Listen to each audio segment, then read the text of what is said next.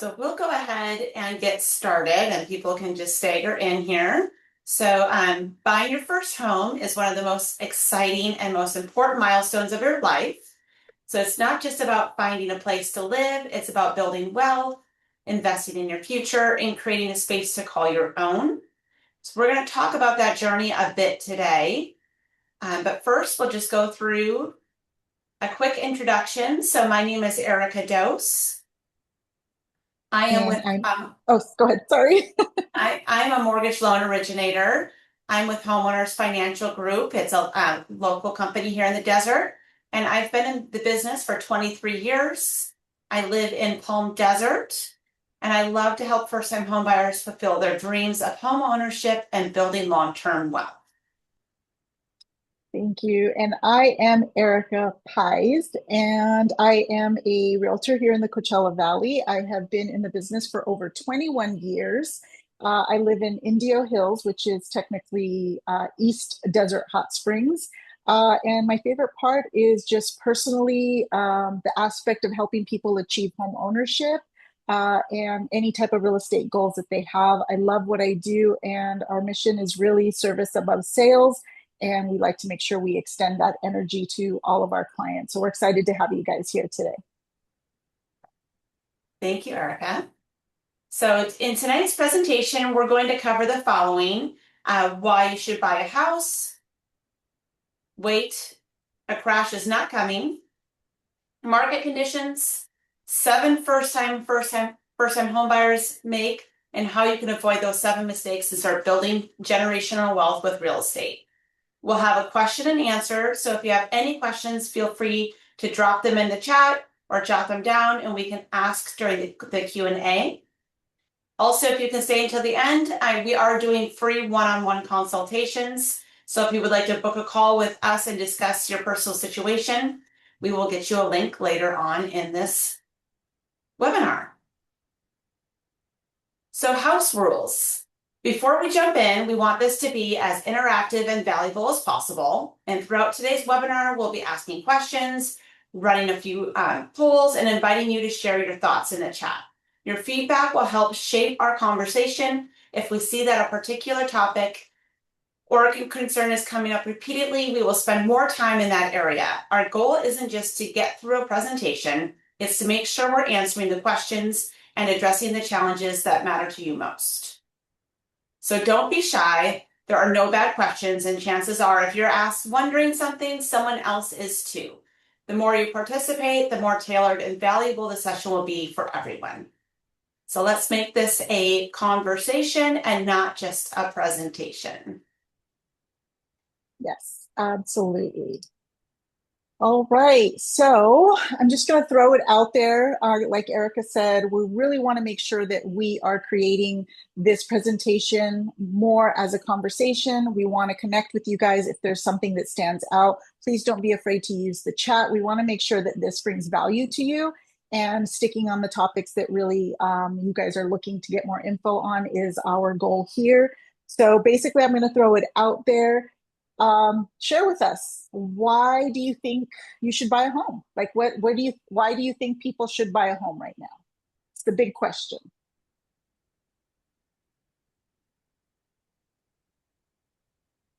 All right, feel free in the chat.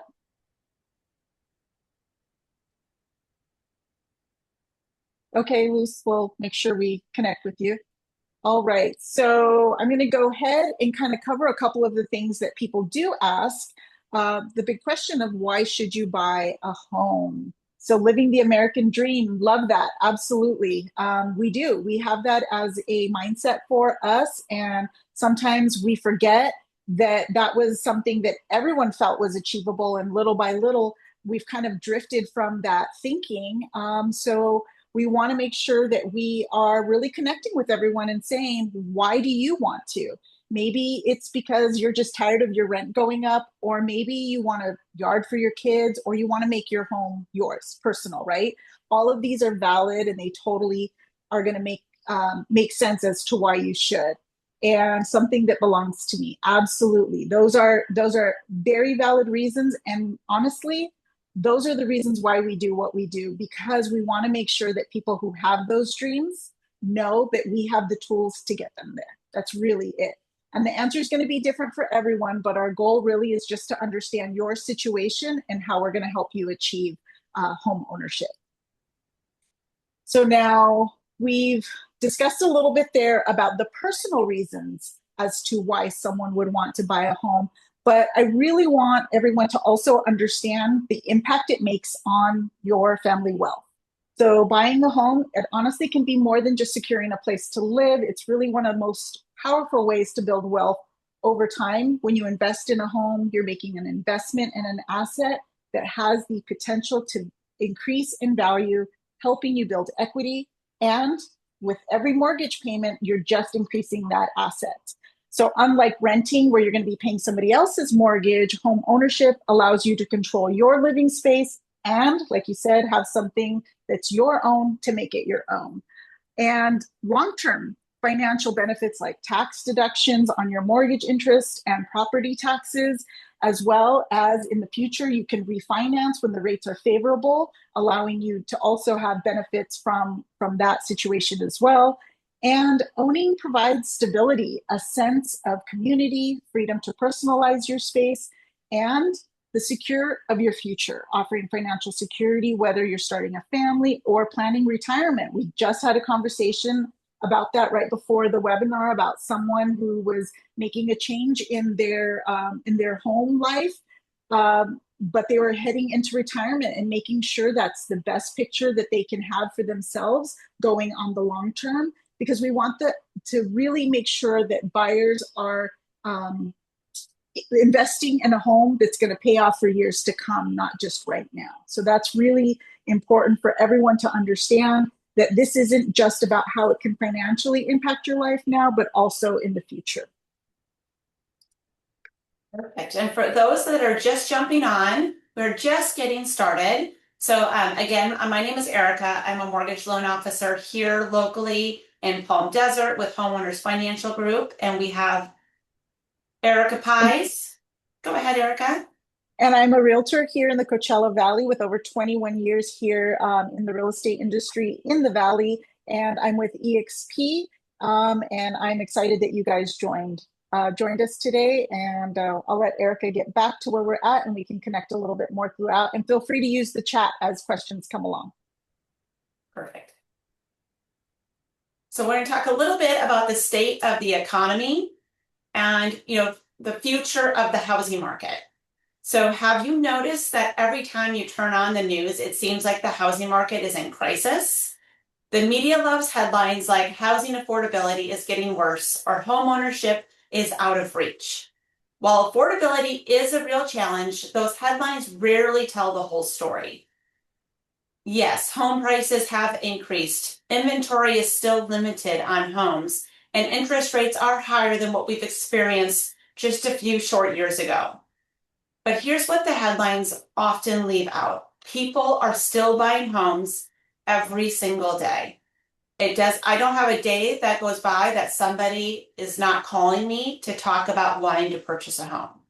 And why is that? And that's because life doesn't wait for the perfect interest rates. People get married, families grow, jobs change, kids are born, and people relocate. Housing demand doesn't stop. It just simply adapts to the current economy. We're also seeing more buyers move towards suburban communities where they can find larger homes, dedicated office space, and a better lifestyle. And that's really what we're seeing in the desert right now. And COVID really did help people realize what we have to offer out here, which is great for all of us. But the biggest misconception is that buyers only have one option. In reality, there are more financing strategies available today than ever before. Builder incentives, seller paid rate buydowns, adjustable rate mortgages, and down payment assistance programs are helping many buyers achieve payments they never thought were possible. So don't let scary headlines make your decision for you. The best time to buy isn't when the media says it's safe, because that's never going to happen. It's when you're financially ready and have a strategy that fits your goals. And that's where we come in and sit alongside you and help you with those strategies to make sure that we get you into a home that that fits your financial goals. So that's why our job isn't just to get you pre-approved, it's to help you understand your options, build the right financing strategy, and make a confident decision based on facts and not fear. So with that, let's separate the headlines from the reality and uncover the truth behind today's housing market.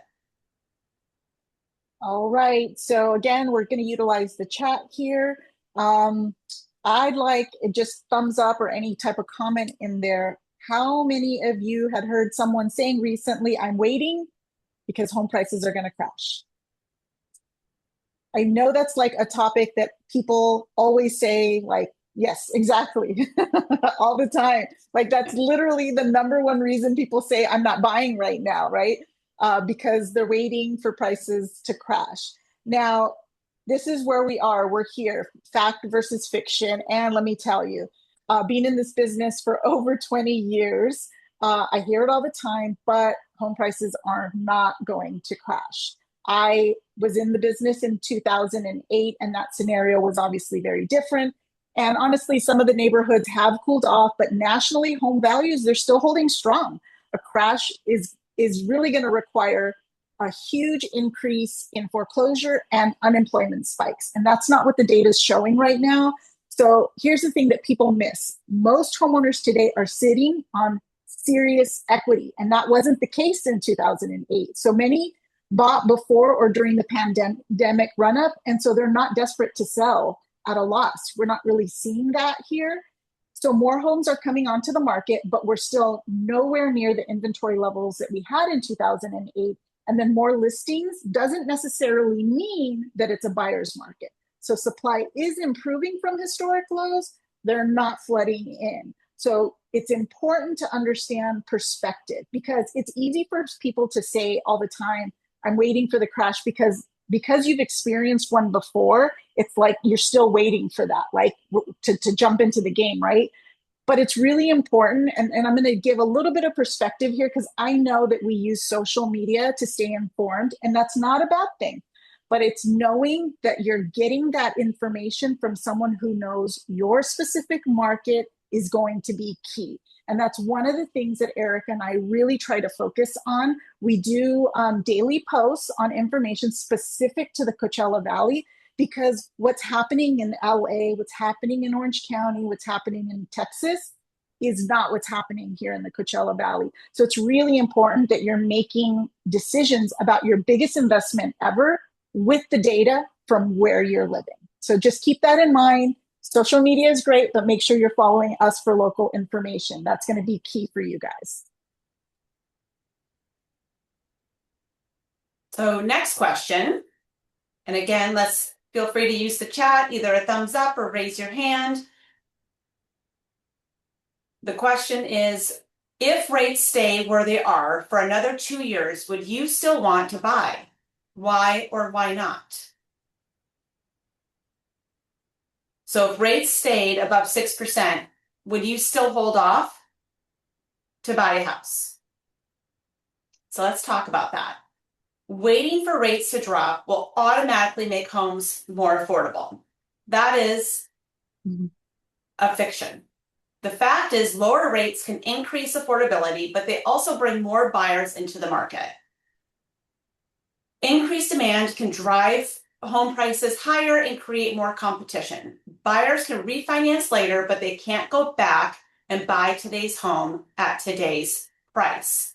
So we see this a lot in the market. If we see rates come down, so like earlier in the spring when rates were just getting under 6%, we had the highest buyer demand we've seen in the last 2.5 years. So demand spiked as soon as rates started dropping. And we see that happen over and over again.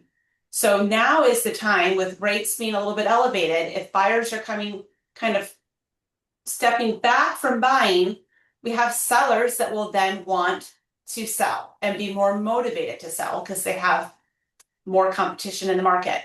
So that's where you can really start getting some deals on rate buy downs and home prices, is when there's less demand, and there's less demand when rates are higher. All right. And that is why strategy is important. We'll talk about that later, but having a great team with strategy is what helps that. All right. So the next one. How many of you have seen your rent increase in the past few years? All right. In chat, if we're all renters in here, tell me, have you ever had your landlord call you in the last 3 years and say every year? Exactly. And they, by law, they can do that. Increase every year. All right. I'd love to hear someone tell us if they've had an experience where their landlord said, hey, you guys have been so great. I'm actually going to lower your rent this year. Probably not, right? All right. So, with that, it's when you own your principal and interest payment, that's locked. That's not going to change. So, you're not going to get a call in January and say, hey, your rent's going up $300 a month. That's not going to happen. When you own that principal, and that is going to be locked, and you're just going to carry that forward. And the more you're making that payment, your principal amount goes down. So you're really, all you're doing is investing in your asset. So it's really important that the stability there is something that can change your everyday life. When you're in a rental, it's going to continuously go up year after year after year. So think about how much every year that increased amount. So say you had $100 this year, $100 for this year for times 12 plus the next year, when you add all of that up, that money can go to your principal on your home instead of to the landlord's home. So it's really important that you understand the benefits that increasing rents don't help you, they help your landlord. But having a mortgage, now that's going to help you guys. So make sure that you know every time your mortgage is paid off a little bit more, your assets growing, but it's for you, not your landlord. So having a mortgage is like the number one way to fight inflation, right? It's like the Yep. most, it's anti-inflationary because it's like really the only thing that stays stable every month is your mortgage payment, especially in the state of California because your property taxes really do not change much. So the only thing that is changing in your payment is your insurance, which is the smallest part of your payment, along with your HOA. That's right. Okay. So, do you think having more homes available automatically means prices will fall? So, if there's more homes on the market, do you automatically think that, oh, look at all these houses on the market, prices are going to go down? That's a common belief. Mm-hmm. So, the fiction here is there are plenty houses available. And the fact is, inventory has improved slightly over the last couple of years. Yes, inventory is higher now. There's more houses on the market today than there was in 2021 or 2020. However, there's been years of underbuilding, and that's created a really large supply gap. Limited inventory continues to support home prices in many areas. So even though inventory is increasing, we are still well below the inventory level in 2019, 2018, and 2017 before we went into COVID. So we still are far behind, and builders have not been building at the same pace ever since the housing crash in 2008. So they're more skeptical and they're more concerned about their bottom line. So they're being more careful when it comes to building more homes, and it's not getting any better. So inventory is going to be and will continue to be a really large problem for years to come. All righty. Okay, so moving now, who thinks they know exactly where mortgage rates are going to be 6 months from now? Take a guess on there. Where do you think mortgage rates will be 6 months from now? So if we're in July, we're looking at January. Erica, do you mind sharing with them what interest rates are right now? So the current market rate is sitting right around 6.625%. Okay. I'm going to put it there. All right. Slightly higher. Okay. All right. So, in one 8%. piece of information too, when it comes to interest rates have now been over 6% for 4 full years. Yeah. August 2022 is the first time we saw rates go over 6%, like in the last 15, 20 years, and it's stayed there for the last 4 years. Consistently, yes. Yeah. So the fact in all of this is that nobody really can tell us with certainty where the rates are going to go. But the one thing Erica always says is marry the house, date the rate. And what that means is that when you go and purchase a home, you're going to do it at the time that's right for you, regardless of what the interest rate is, because sometimes life happens, and regardless of what that interest rate is, you still need to buy a home. But what you do is once you're in that home, if you see a shift in interest rates coming down, you can always refinance, but you cannot go back and rebuy that house at a lower price. So having that flexibility of knowing that you bought the house when the price was right for you, you're comfortable with that, and you're waiting for an opportunity to refinance, you know you have that ability to bring down that payment, bring down your interest rate by refinancing. So that's something to always consider, that you're going to want to make sure you don't want to settle on the house. You want to settle on the rate because you know the rate can change. The house can't change once you're in it. The price is what the price was. So making sure that when it fits your financial goals and your lifestyle, that's the most important time to hit the market, not trying to predict the perfect moment. There is never going to be a perfect moment where everyone just says, this is what it is, because things change on a daily basis. Even home prices change on a daily basis. The inventory changes on a daily basis. So it's really important to just really not try to time the market, but actually time your current situation. Yes. They always say the people that try to time the market typically always lose. Yeah, pretty So, much. so why should you buy a house now? The idea of buying a home can feel overwhelming, especially with all the factors that play into today's market. However, there are several compelling reasons why now might be the perfect time to take the leap into homeownership. The first part is building equity instead of paying rent. Every month you pay rent, you're essentially paying someone else's mortgage. When you buy a home, your monthly mortgage payments go towards building equity in an asset that could appreciate over time. This equity becomes a powerful financial tool, giving you greater net worth and future financial security. And this equity could be used in many different ways. So, we're all in different phases of life, but one example for me is I paid my kids' college education on the last house I sold. So we lived there for several years. We built some equity. I sold that home and I bought another home, but I didn't use all the proceeds for the down payment on the house I'm in now. I took half the proceeds, and that's what I'm using to pay for my kids' college education. So there's lots of examples of how your house really can be an asset and can be beneficial in many financial ways. The other reason is a long-term investment potential. Historically, real estate has been one of the most reliable ways to build wealth over time. While short-term fluctuations in the market can occur, owning a home typically increases in value over the long term. In many areas, home prices have outpaced inflation, meaning your property could appreciate significantly by the time you decide to sell. So the general rule of thumb is a home usually doubles in value every 15 years. Now, over the last 10 years, that was really expedited. So we saw homes double in 10 years. Yeah. But now, on average, homes double every 15 years in value.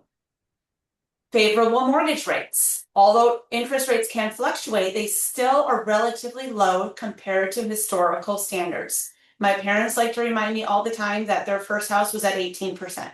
I mean, almost on a daily basis. A lower mortgage rate means you'll pay less in interest over the life of the loan, making homeownership more affordable. So if you're able to secure a good rate now, it can significantly reduce your overall housing costs in the long run. And I can tell you that just because interest rates are at 6.625% doesn't mean that's the interest rate you have to pay. There are a lot of strategies that we can use to help you secure a lower interest rate. I would say the average interest rate for most of my buyers is under 6% because of the strategies I use in interest rate buydowns. So rising rents and limited housing inventory. In many markets, rents are continuing to climb, making it harder for renters to save for a down payment and build wealth. At the same time, housing inventory remains low in many areas, which could drive home prices up further.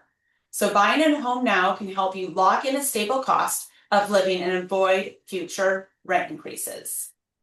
There's also wealth building opportunities. If you buy in the right location, you can benefit from strong rental income opportunities, and real estate is a versatile wealth building asset.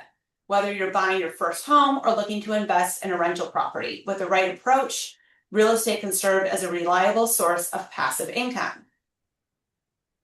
So in summary, buying a home now can set you up for a long-term financial security, provide stability, and help you build wealth. While the market may have its ups and downs, waiting too long to purchase may result in missing out on favorable conditions or rising prices. So if you're ready for the responsibility and the rewards, now could be the ideal time to make homeownership a reality.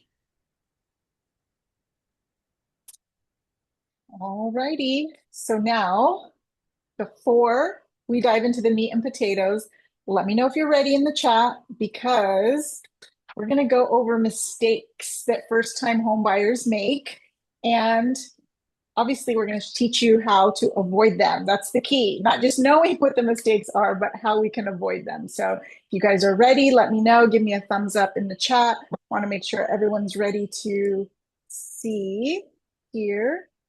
All right. So in the chat, what do you think is the number one mistake that home buyers make? Any guesses out there? Sorry about that. Would love to hear what you guys think is the number one mistake first-time home buyers make. In the past, some of the responses we've gotten was not saving enough money, buying too much house, having bad credit, or waiting too long. So that's some, yep, waiting. Okay, picking the first house they see. Good answers. Okay, believe it or not, that's not the number one, but it does rank on my list, I will tell you, picking the first house. But the number one mistake is going shopping before you get pre-approved. Now, here's the thing. Before you start looking at homes, and I know we're all guilty of this because we can see them on our phones, right? We can look at homes 24 hours a day on the internet. That's not what I'm talking about. Look all you want there. But before you start going to listings and attending open houses, one of the most important steps that you can do for your home buying process is getting pre-approved for your mortgage. While it's going to feel like a little bit extra of a hurdle and work, and maybe some people are even afraid to get this part started, being approved, it's going to offer several key advantages that you're going to save on time, money, stress, and most importantly, heartbreak. Okay. So let me share a little quick story with you. I had some clients, lovely couple, who spent about 3 weeks touring homes before they came to me. They fell absolutely in love with this 3-bedroom in a really, really nice neighborhood. They're ready to write an offer. They call me up, and that's when I asked, okay, are you pre-approved? And the answer was, no, not yet. They're like, we need that. And I'm like, absolutely. So by the time we got them connected with the lender and they got all of their information in and we got their pre-approval in, it was 2 weeks later, the house was sold. It was gone. They were devastated, and it totally changed the energy of their home buying process. So that heartbreak, it's totally avoidable. So making sure that you know before you go shopping physically, because I know we can look online, that's not a problem to have, you know, a dream basket and start writing your list of the things you want. But before you decide to make a move, the pre-approval process is going to be key here. Okay. Why is that important? So The first thing is we need to know what your budget is. Pre-approval is going to give you a clear understanding of how much you can afford to borrow based on your current financial situation. And then it helps you set a realistic budget before you fall in love with a home that may be out of reach. Now, this is key because just because you can afford something doesn't mean that you should buy it.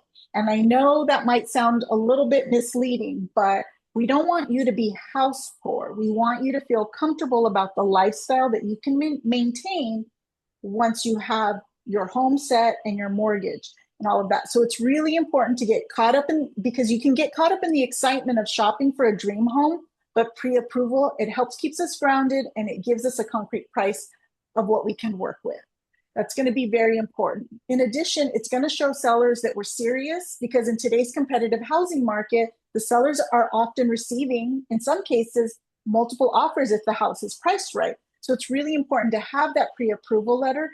And to be honest with you, I don't even think I know too many sellers that are going to even accept an offer without having that, because it's going to let them know that you're financially capable of closing the deal. And that's really important to sellers because they don't want to take their house off the market for someone who can't buy it.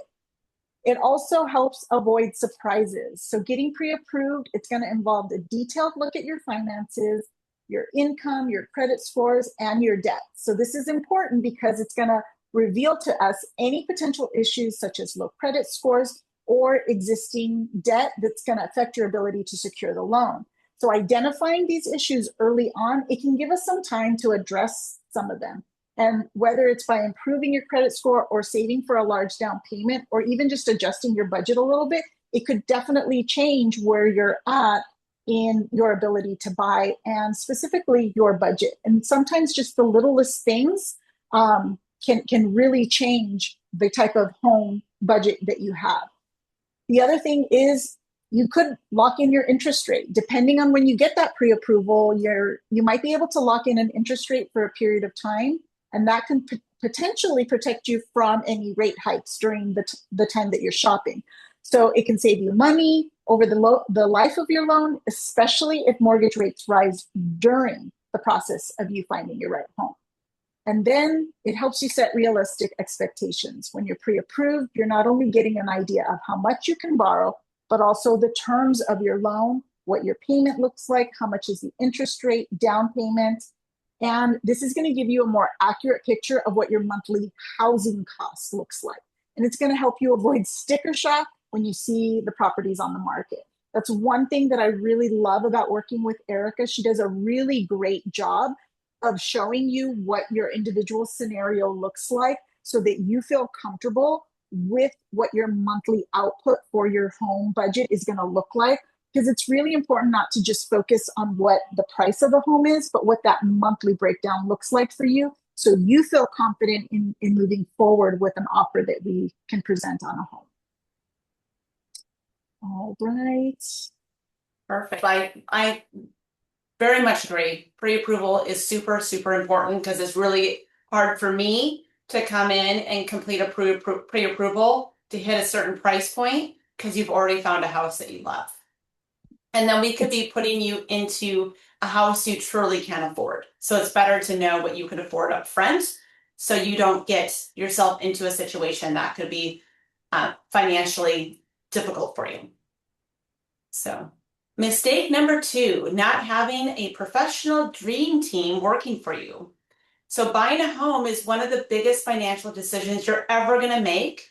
And having the right team of professionals by your side can make all the difference in the world. From navigating paperwork to negotiating prices, the experts you choose to work with will have a significant impact on your experience. And so we have your dream team right here. So again, I can help with your pre-approval. I help you figure out your affordability. And then I also help you negotiate the terms of your mortgage to make it the most affordable as possible. And then we have Erica, our realtor, buyer's agent, and the hardest negotiator you're ever going to work with. That's really your key job, isn't it, Erica?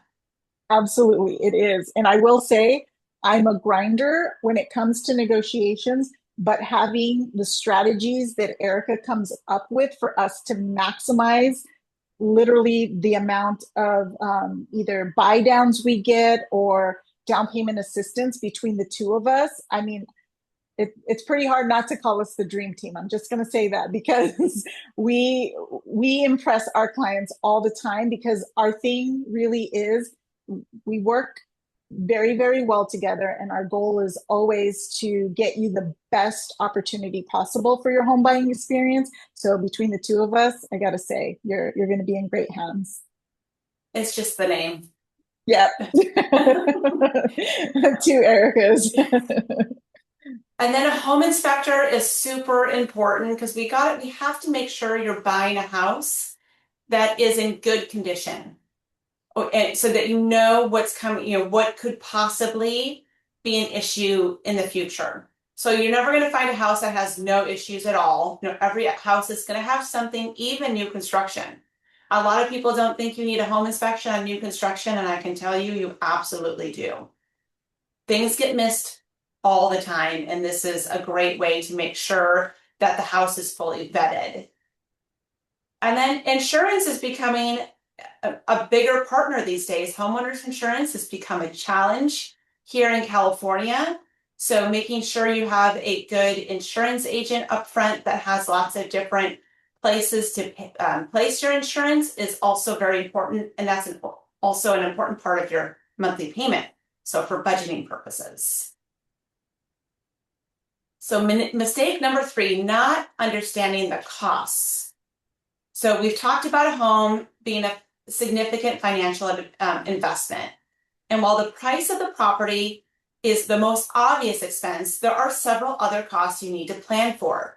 Being aware of these additional costs upfront can help you budget effectively and avoid surprises during the home buying process. Here's a breakdown of the key costs to consider when buying a home. Tax and insurance changes. So thankfully, we don't really have to worry too much about property tax insurance changes because in California, your property tax bill can only go up 2% per year, and we're the only state in the entire country that does their property taxes this way. Every other state, the tax bill goes up with the value of the home every single year. So we're lucky for that. Insurance changes is another ongoing cost, so that can change. But insurance goes up and down. So when I bought my house 2 years ago, my insurance was higher, but now my insurance bill has been cut in half. So that can change for the good and the bad as well. Routine maintenance. So maintaining your property is super important. And also HOA dues can add an expense, and that is an expense that can and will increase over time. Major items, roof, paint, out here air conditioning. These are things that's why the home inspector is really important, because he's going to tell you, the inspector's going to tell you the expected life on those major appliances. And then also there's a home warranty that you can have in place. That's usually negotiated with the seller on who pays for that at the beginning. And that can cover some of those big surprises as well. You also want to make sure you're preparing for a contingency fund on the home you're buying. So you don't want to take every penny out of your bank account when you're purchasing a home. It's really important to me that we structure your financing so that some money is left in the bank to deal with any surprises. Newer homes, not as much maintenance. And then older homes could be a great deal, but plan for more maintenance. So, my family has a construction background. So when we've been bought our house, we were okay with a fixer-upper because we knew we could do the work. But if you are not a handy person, that's something that you really need to take into consideration. Mistake number 4, not understanding your credit score. So who in it here knows what their credit score is? Anyone have it? You don't have to tell me what it is, but it is, just put it in the chat or a thumbs up if you know what your credit score is currently. I can tell you this is more people stress about their credit score than anything else. in the home buying process. And they're And the good usually thing, surprised when they see it. They're yes, unaware of it. Yep. Mhm. there's lots of places that you can have access to your credit score. So that's something that you should definitely be taking a look at. So for credit, what is a credit score? A credit score is a numerical representation of your credit worthiness, calculated based on your credit history. Lenders use to score to assets how risky it might be to lend you money.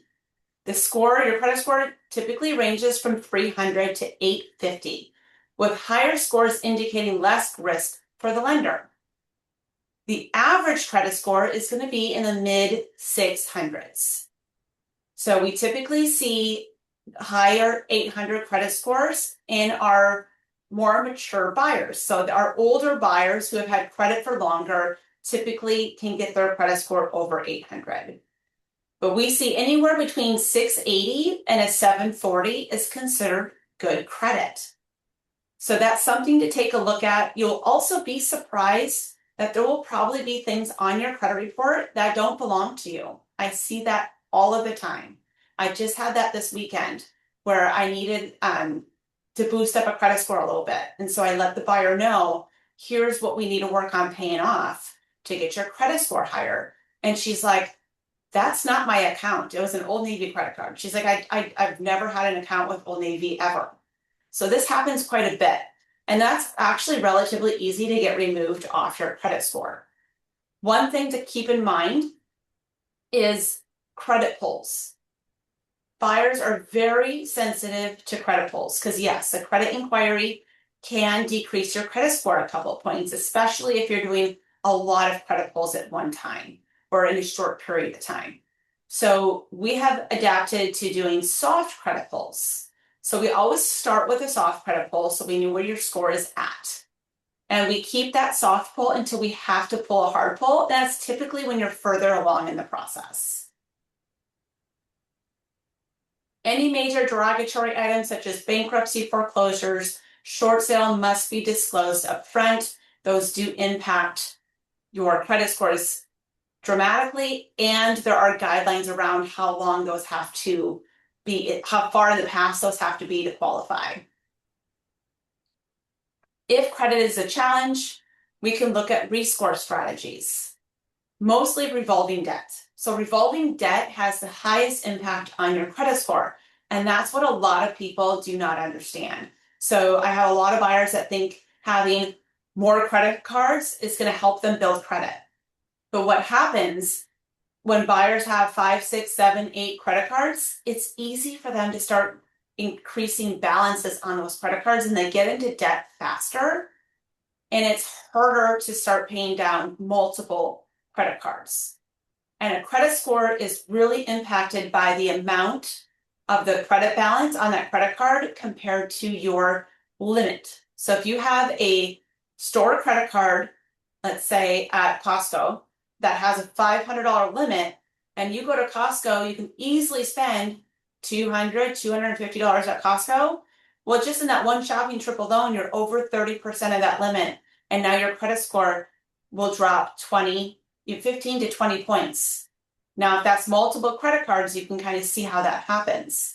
So a lot of my job, if credit scores need to be boosted a little bit, is strategizing what credit cards we can pay down to increase your credit score the fastest. So keep that in mind. Higher credit limits are better, and you're typically going to see those on your Citi, American Express, Capital One.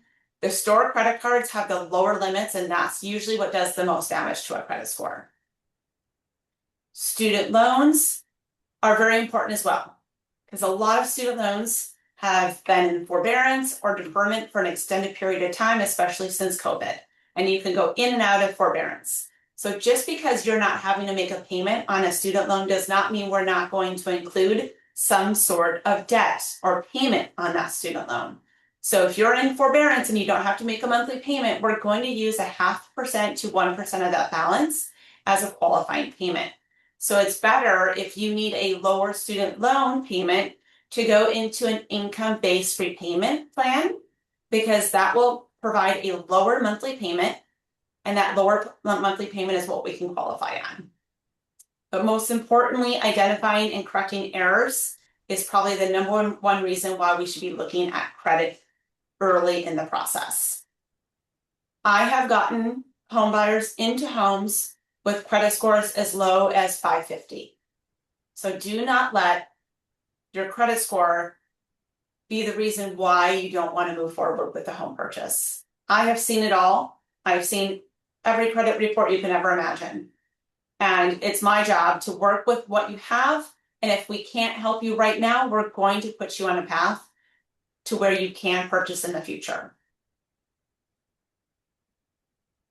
Mistake number 5, knowing how much you need for the down payment. This is probably the second part that people get most fearful about when buying a house, or keeps them back from buying a house. Is a lot of people think you need a lot of down payment, and that's simply not the case. So for down payment, most people don't put down 20% on their home. So how much? 13% is the average down payment on a US home. It's less in California because our home prices are higher. So when I'm lending in South Carolina and a house is $300,000, well, it's a lot easier to put more money down on that than on a $500,000, $600,000, $700,000 home in California. The average down payment for the first-time home buyer is 7%. So, and where does money come from? There is so many different sources for down payment. 58% of down payment funds come from bank savings accounts. 39% of down payment funds come from the sale of a home. What I see being a lot more common these days is gift funds.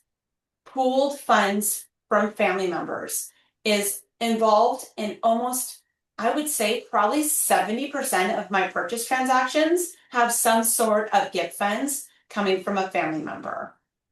Retirement accounts are also a great source for down payment. A lot of people have retirement funds set up by their employers. Did you know that you can take a loan from your own retirement account and pay yourself back? That's the number one thing I go to for down payment every single time. Borrow from yourself. Okay? Or you can take a withdrawal, and there's lots of ways that you can avoid paying any penalties or taxes on that as well. So don't be afraid to take a look at your retirement accounts as sources. And then we also have down payment assistance. We have several different sources that can help for down payment through down payment assistance. And those are grants from different governing agencies. Erica and I recently did help a buyer purchase a home in Desert Hot Springs. They did not have much money put aside at all for the down payment. So we helped them use the little amount of money they had. We coupled that with some money out of their retirement account, and I got them a 3.5% down payment grant from a state agency. So we were able to get them into a home with very little money out of pocket. So those are all great sources, and that's where we strategize to come up with different ways to put that money together. Sometimes I use the money you save for down payment to pay off debt, and then we use down payment assistance for the down payment instead. So there's lots of different ways to put these together to make you successful at purchasing a home. And Erica, I'm going to let you go on with mistake number 6. Okay, mistake number 6, understanding income issues. So what income here means is how lenders determine what you can borrow. And this is an area where small misunderstandings can literally turn into huge problems. So let me walk through some of the most common ones. And that's going to be overestimating what you can afford. What you make versus what you can be spending. That's going to be very important to understand the difference, because lenders are typically going to use your income to determine how much you can afford to borrow. But if you don't have a clear picture of what your income stability is, like if your income fluctuates, if you're on commission, like us, or if you are someone who is self-employed and might have some seasonal spikes in their or fluctuation in their income, you might overestimate. And that's really going to be where an issue can arise, because we want to be able to determine how much house you can afford year long. And this can lead to taking on more debt than you can manage comfortably. And we don't want to put that on you. So we want to make sure you have long-term financial health.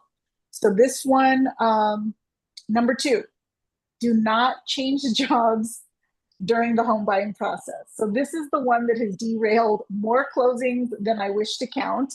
If you're under contract on a home, do not switch jobs. Even if it's for more money, lenders have to verify your employment right before closing, like literally the day before of closing. They will do that.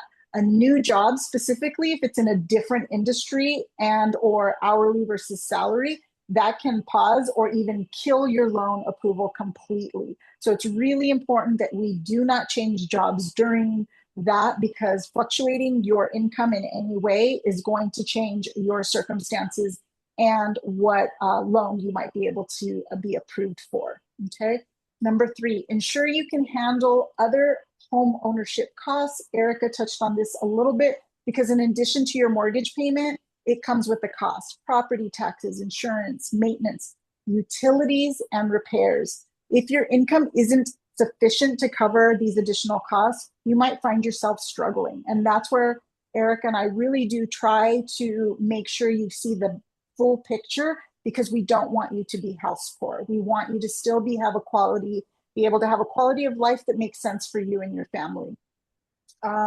In addition to that, okay, number 4, what prevents strain on your debt to income ratio? So lenders are going to look at your debt to income ratio and that's DTI. That's one of the acronyms that you're going to hear throughout the process.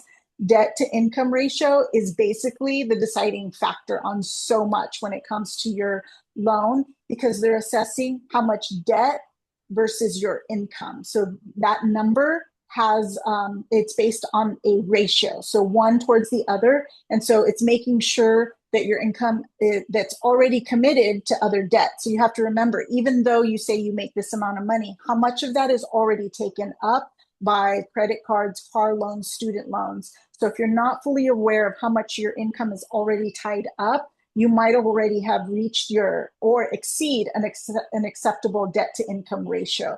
So it's really important for you to know what that is, because that could make you get a denial on your mortgage. Or the other thing too is you may not be denied, but it increases your interest rate. And that's obviously something we're trying to keep down and help you with that.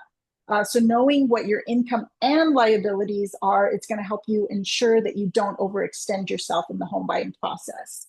Number 5, avoid financial stress and buyer's regret. So buying a home is a long-term commitment, and financial strain can come quickly and lead to buyer's remorse. So quick picture is without a thorough understanding of your income, it could end up where you feel like eventually you can't afford, or you struggle to keep up with the mortgage payments. And really, we don't want you to be under that financial stress. It affects your quality of life, and it could, lead to setbacks and maybe even foreclosure, or you having to sell the property sooner than you'd like. So by assessing your income realistically, you're setting yourself up for success and a peace of mind.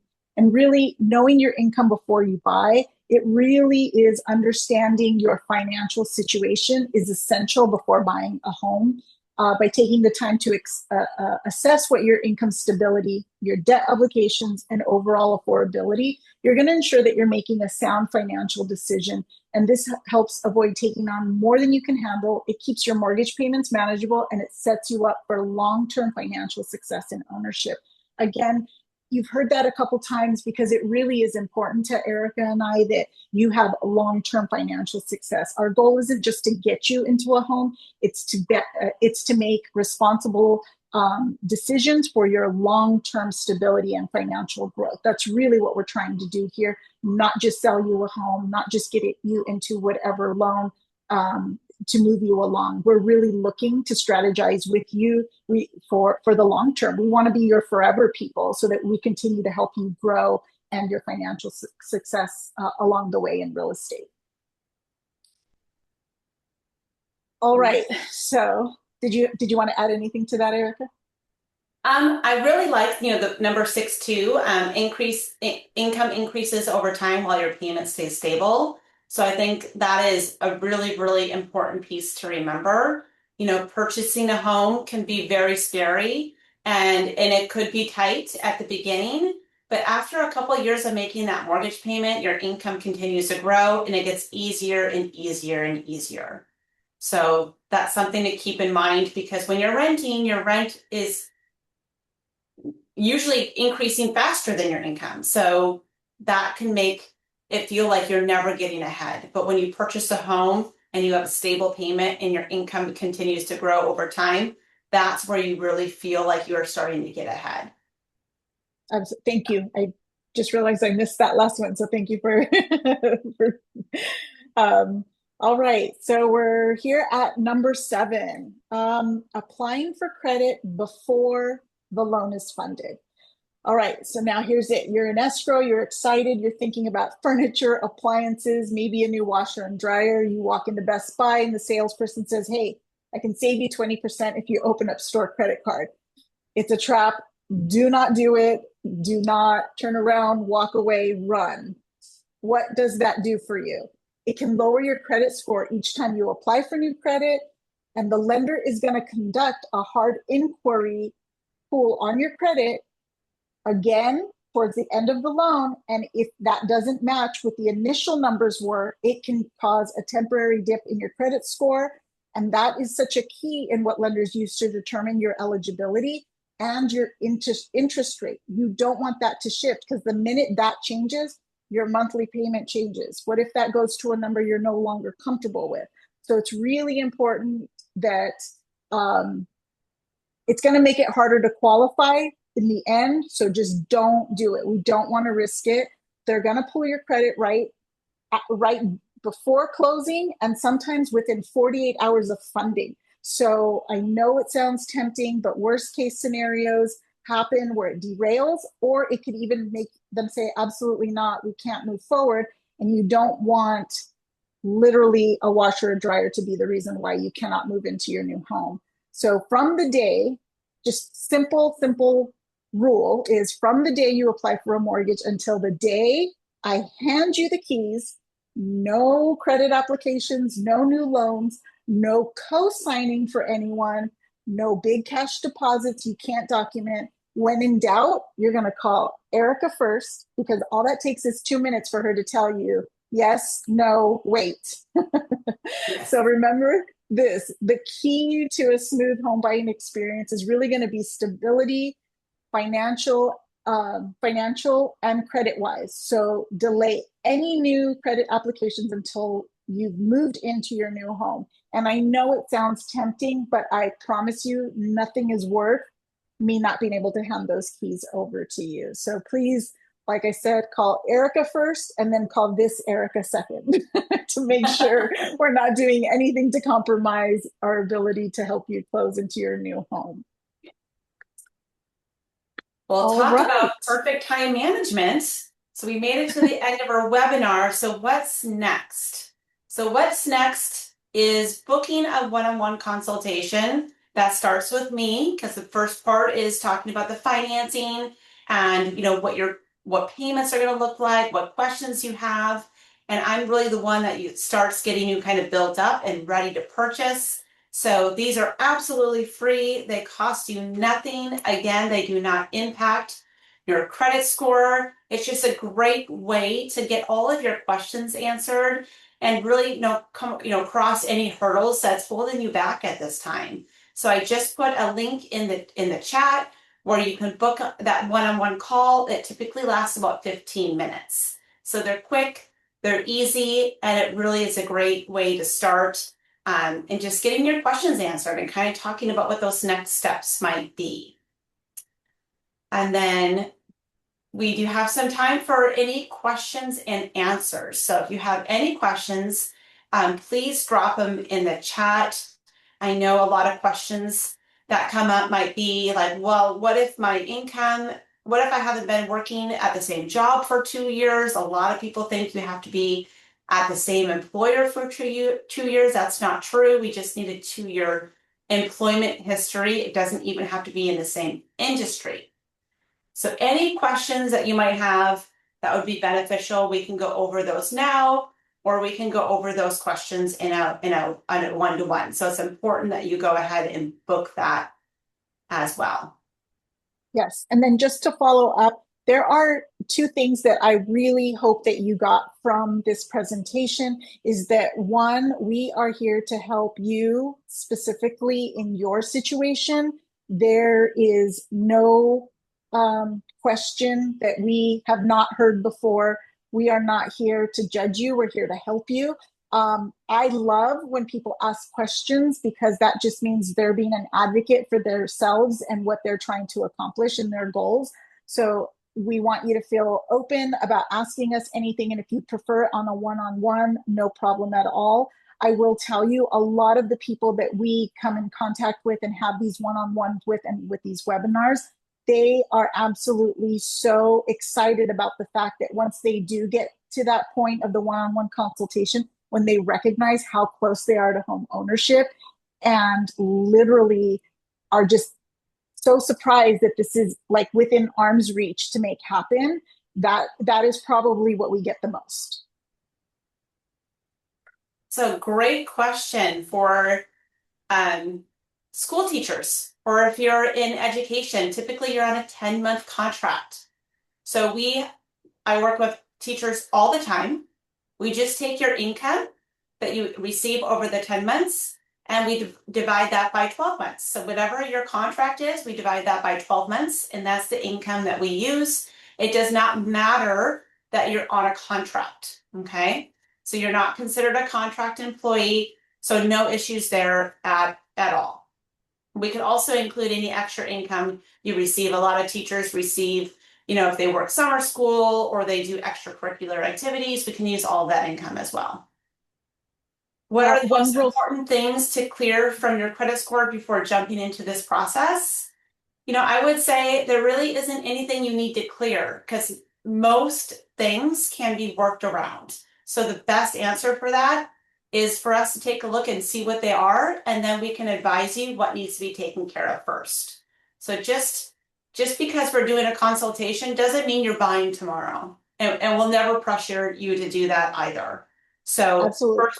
First place to start is just reviewing what you have, and then we can put together a game plan. And then Marcos, great question.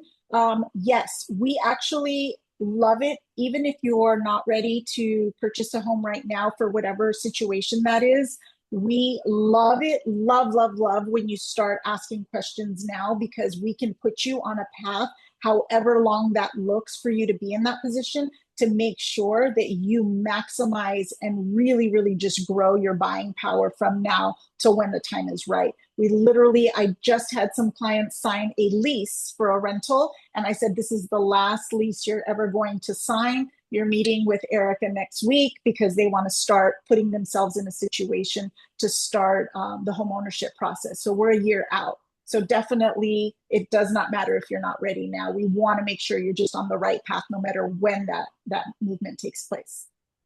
So, and great questions. Great question, Osvaldo. What is the average mortgage payment these days? I would say the average mortgage payment is going to be probably between $3,000 and $4,000 as a first-time home buyer. So $3,000 is going to be on the lower side. So $3,500 is probably right in the middle. So $4,000 is going to give you a good budget. So Erica, what documents do we need to have on hand so we can prepare for the one-on-one consultation? Pay stubs, which you can get from your employer's HR portal. Your W-2s are the two most important. If you are self-employed, your tax returns are important, but if you're not self-employed, just your pay stubs and W-2s are the most important. So, Osvaldo, I want to go back to the question on what is the most important thing to clear up on your credit before jumping into this process. Oftentimes, I see people paying stuff off when they didn't need to pay it off, and they could have used that money for the down payment, or they paid something off that really didn't benefit them. and now they don't have the money to pay off maybe a collection or something else that really would have made a much bigger impact on their credit score. So I wouldn't do anything until we take a look at your credit report first. So great questions. Thank you, guys. Yes, absolutely. You guys have been so great. We appreciate that you guys chimed in. Can you? Yes, you can can I- share the link. Absolutely. Yeah. Absolutely. Our goal really is to help as many people as possible. If there's someone you know that you think might benefit from hearing from us, please absolutely share our information. You can also find us. I'm going to put Eric, if you can do it too. I'm going to put our Instagram on here so that you guys can follow us as well. That always, it helps to get to know us a little bit better as well. And really, you guys have been so great. We wanted to make sure that you guys, learned something from this. We hope that you found value in it. And we look forward to possibly coordinating a one-on-one with all of you and really just lining you up for success in the home buying process. And this has also been recorded, and you're going to get a copy of the recording. So feel free to pass that recording on as well.